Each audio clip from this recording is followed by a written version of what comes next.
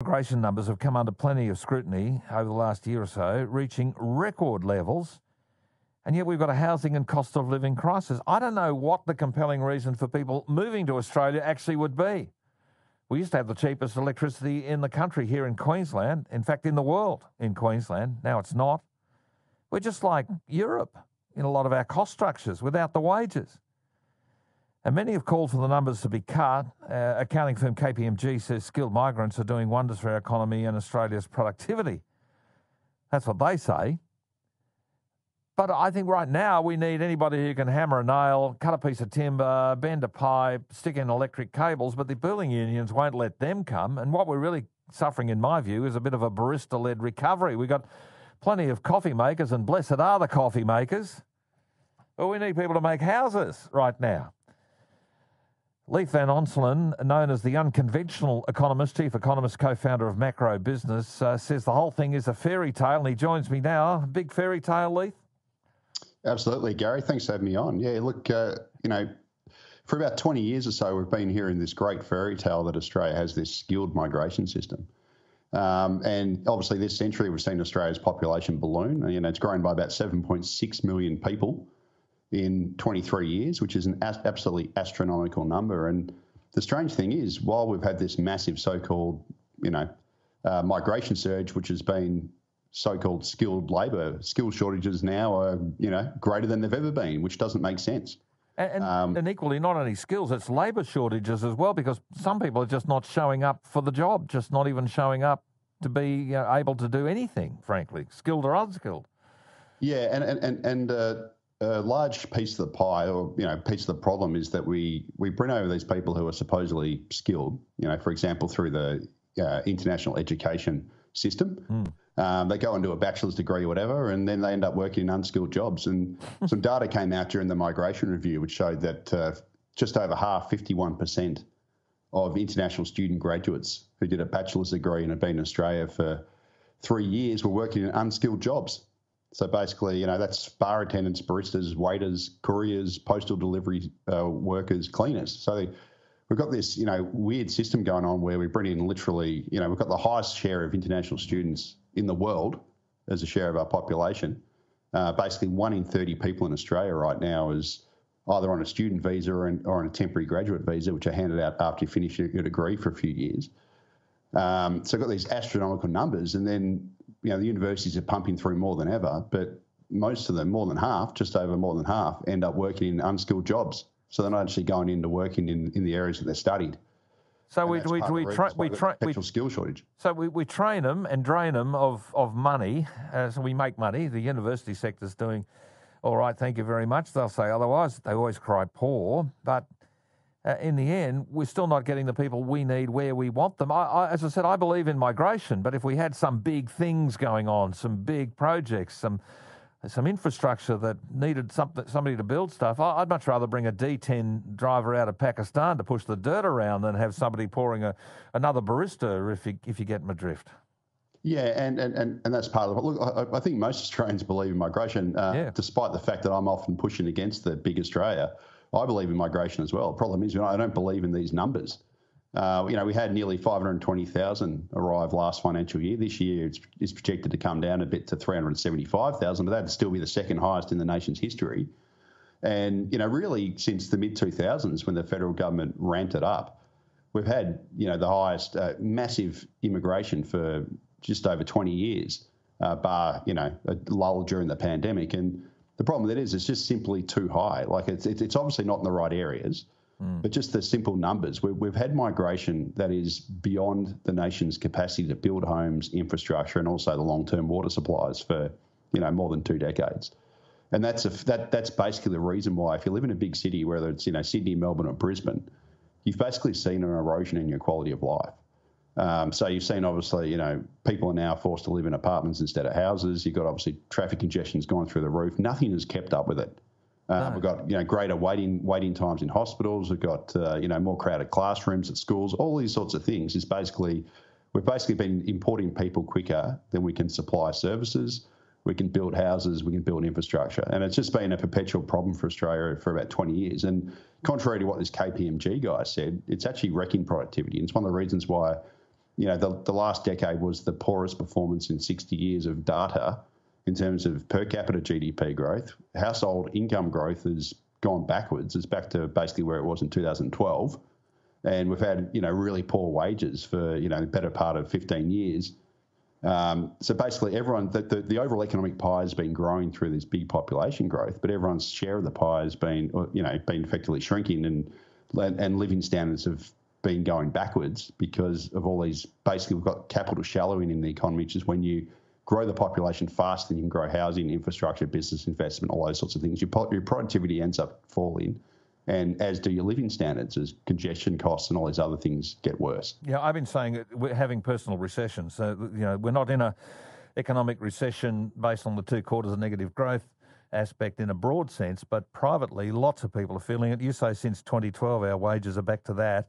We've now got the number of international students studying in Australia hit a record high in October 23, with 672,800 visas on issue. 1 in 30 people in this country right now are students. Yeah. That's extraordinary numbers, Leith. This is off the chart. So they're either a student visa, so there's about 650,000 odd, and then there's nearly about 200,000 on a temporary graduate visa, which are basically handed out for about 2 years once you finish your studies. And that is the highest share in the world by, a factor of a lot. So, for example, we've got about 3 times the concentration of international students as the UK. We've got more than double Canada. We are so far beyond other countries.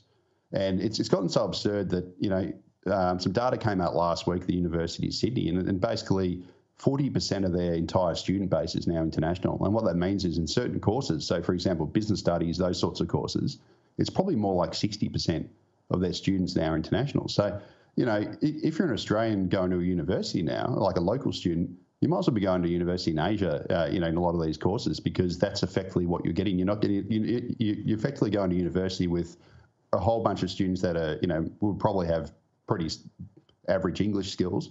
And then you're made to do group assignments with them and then carry them through the work because you're the one who's got the good English skills. And it's just basically not a great situation for anybody. And there's also an international component here whereby we're basically draining developing countries of their talent. And then they come here and then they obviously don't end up working in the professions that they've got. And a classic example is engineering, where 60% of our engineers now are overseas born, but half of them aren't working as engineers. And the solution is always, we've got a shortage of engineers, let's bring in more. Then we end up bringing in more, but then they don't work in engineering. They end up driving Ubers and those sorts of things. Yeah. So the whole thing's sort of back to front. Well, it is indeed. And apparently the 3 largest source countries for international students are China, India and Nepal. I mean, I find Nepal fascinating, but I certainly I'm coming across, there's a lot of agents operating in the northern part of India, attracting people out of Nepal. Obviously, that's good for them because they're coming from poorer labour market outcomes or poorer countries into a labour market outcome here. They can't possibly hope to quickly compete well here, I would have thought. Taking their skills back would have been part of the trick, but they rather like being here. Yeah, and look, to be honest with you, if I was from one of those countries, I'd probably do the same thing. So I don't blame them individually. It does make, obviously Australia's a great country. We've got first world living standards and those sorts of things. So far. Yeah, that's right. But I mean, obviously, it's getting worse, but it's still, a very good place. And if I was in their situation, I'd probably try and do the same thing. So I don't blame them trying to do it. But it would be better for their country, if you're Nepal or India, for example, if the people got the skills and took them back home rather than suffering this brain drain to Australia, and then we don't even get the benefit anyway because most of them end up not working in the areas where they got the skills for. So we've got the proverbial rocket scientist and brain surgeon running around driving cabs, which is a terrific thing to do. I'm glad that we've got great cab drivers, but if they've got the degree and they're not getting the gig, does that mean it's their language skills that are not right, or is there capstones within some of these industries that are preventing people from getting a start in that after they've done the study? There's a whole lot of convolution around. It's not a case of coming here, studying, getting the degree, getting the job. You've still got to get some other permission to work starts in some of these professions. Yeah, and look, I mean, obviously, English language is a major barrier. There's probably a whole bunch of constraints. Yeah. But the system's not working. I think everyone can pretty much agree with that. And I also blame the higher education industry. Like they effectively have been the tip of the spear in Australia's mass immigration system for nearly 20 years. So effectively they are the key middlemen and conduits for Australia's big Australia immigration program.